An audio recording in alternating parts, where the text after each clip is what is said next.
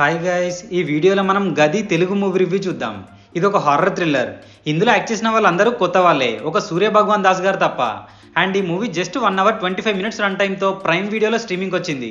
ఇక చూశాక నాకైతే హెడ్ఏక్ వచ్చింది గైస్. ఒక షార్ట్ ఫిలింకి ఎక్కువ, మూవీకి తక్కువలా ఉంది. ఇన్ఫ్యాక్ట్ ఈ మూవీ కంటే కొన్ని షార్ట్ ఫిల్మ్సే చాలా బెటర్ అనిపించింది.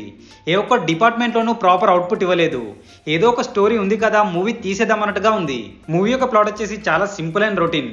హీరో అండ్ హీరోయిన్ కలిసి ఒక విల్లాలో టైం స్పెండ్ చేయడానికి వెళ్తారు. సో అక్కడ వాళ్ళకి ఎలాంటి ఇబ్బందులు ఎదురయ్యాయి అనేది remaining part of the film. Actually మూవీలో ప్లస్ పాయింట్స్ ఏం లేవు, అన్ని మైనస్లే ఉన్నాయి. అవి కూడా 1-2 కాదు, చాలా ఉన్నాయి. సో అందుకే ప్లస్ అండ్ మైనస్ పాయింట్స్ ఏం డిస్కస్ చేయడం లేదు. ఇన్ఫ్యాక్ట్ ఎవరి పర్ఫార్మెన్స్ కూడా బాగాలేదు. సో ఫైనల్గా చెప్పాలంటే ఇది ఒక రాడ్ మూవీ గైస్. డౌన్లోడ్ చేసే ప్రయత్నం కూడా చేయకండి, హెడ్ఏక్తో పోతారు. ఒకవేళ మీరు ఒకసారి ట్రై చేస్తాము అంటే చాలా చోట్ల romantic scenes and double meaning dialogues ఉన్నాయి.